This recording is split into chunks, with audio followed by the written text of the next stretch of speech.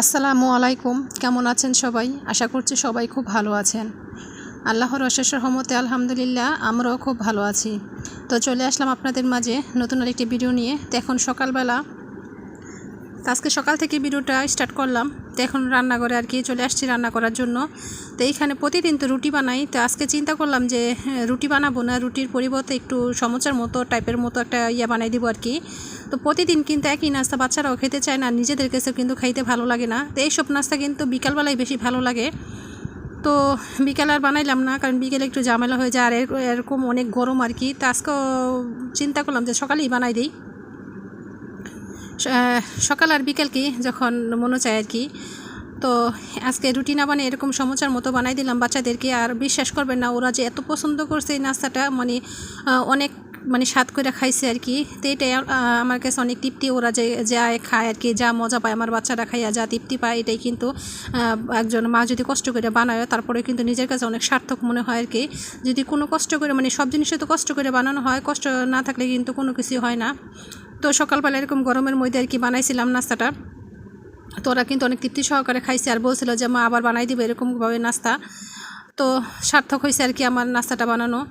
তো এই তো সকালে নাস্তাটা তৈরি করা, তারপরে দুপুরবেলা কাজকর্ম করব। তো এই কয়েকটা দিন ধরে কিন্তু কারণ কাজের দিকে কোনো নেশা থাকে না, কারণ সারাক্ষণ মনেই চায় আর কি যে ফ্যানের নিচে বসে থাকি, কারণ অনেক গরম আর কি। এই গরমে কিন্তু কোনো কাজকর্মের দিকে কিন্তু কোনো নেশা থাকে না।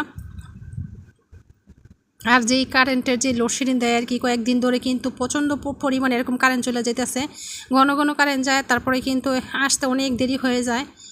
তো কী আর করা জানি না, ভাগ্যে কী আছে আর কি।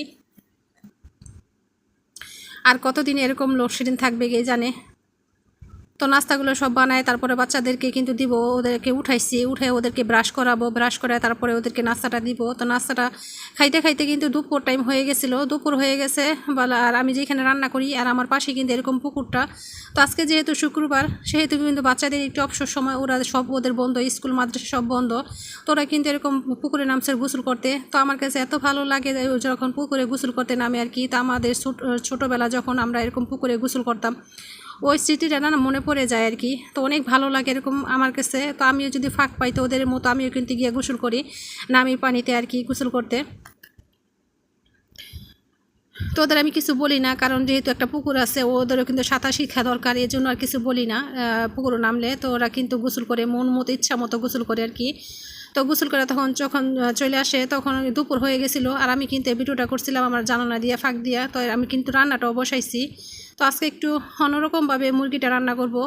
প্রতিদিন তো আলু দিয়ে রান্না করি, তো আজকে একবারে মুরগিটা এরকম ভাইজা তারপরে রান্না করব। আর পিসগুলো আমি একটু বড় বড়ই করছি, যেহেতু বড় মুরগি এরকম সব মুরগিগুলো সুন্দর মতো ভাইজা নিচ্ছি। আর মুরগি বাঁচতে গেলে না একটু অনেক কষ্ট হয়, কারণ সিটা আসে আর কি, পুরো একদম সিটা বইরা যায় শরীরের উপর থেকে আইসা। তো এখানে কিন্তু আমি কচুর ছড়ি যে আছে আর কি, কচুরমুখী বলে আর কি, ওইগুলো দিয়ে আমি টক বসাই দিছি। টক রান্না করবো আজকে দুপুরে।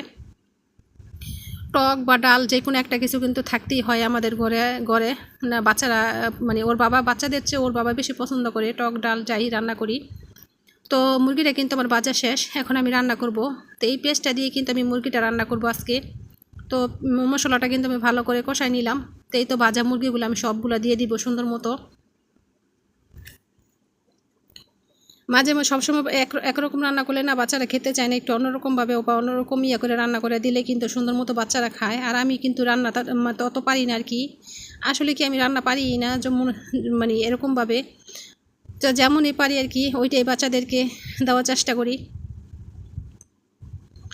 এই তো আমার মাংসটা সুন্দর মতো কষানো হয়ে যাওয়ার পরে কিন্তু আমি এখানে জলটা দিয়ে দিয়েছিলাম। তো ভালো করে পানিটা যখন কষা একদম সুন্দর মতো জলটা শুকায় যাবে তখন কিন্তু আমি নামাই নিব। তো তরকারিটা কিন্তু ভীষণ মজা হয়েছিল, তো অনেক অনেক মজা হয়েছিল তরকারিটা। যখন খাওয়ার পরে কিন্তু ভিডিওটা আমি দিছিলাম। তো এইখানে আমি আরেকটা তরকারি রান্না করে নিব। তো এটা ডেকে দেব, আস্তে আস্তে পানিটা সুন্দর মতো শুকায় জলটা যখন রসালো হবে তখন নামাই নিব। তো এখানে আমি একটা তরকারি রান্না করব, যে বেগুন তরকারি। তো বেগুনটা আর আলুটা কিন্তু আমি সুন্দর মতো ভাইজা নিব। আর বেগুনটার সাথে যদি টমেটোটা দেওয়া হয় না তখন কিন্তু আর বেশি মজা লাগে খাইতে। তো এখানে কিন্তু আমার টকটাও রান্না করা শেষ, আমি নামাই নিব। তো বেগুনটা ভাজার পরে ভালো করে সুন্দর মতন কষায়, মশলা দিয়ে কষায় তারপরে কিন্তু আমি মাছটা এখানে জল দেওয়ার পর দিয়ে দিব। তো যেহেতু আমার ধনিয়া পাতা ছিল আর কি গাছে, তো চিন্তা করলাম একটুখানি আইনা তারপরে দেই। আর ধনিয়া পাতা দিলে ঘ্রাণটা কিন্তু অনেক সুন্দর আসে, তাই জন্য দিয়ে দিলাম।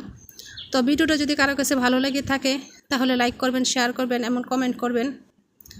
তো আজকে দুপুরের মতো আমাদের এই খাওয়া দাওয়া হবে আর কি, যে রান্নাবান্না। তো অনেক গরম লাগতেছিল, অনেক ঝটপট করতেছিলাম যে কখন রান্না করতে চলে যাব। রান্না করে যতক্ষণ থাকে ততক্ষণে কিন্তু একদম গরমে জামা কাপড় একদম ভিজা যায়। তো ঝটপট রান্না করে তারপরে চলে আসছিলাম।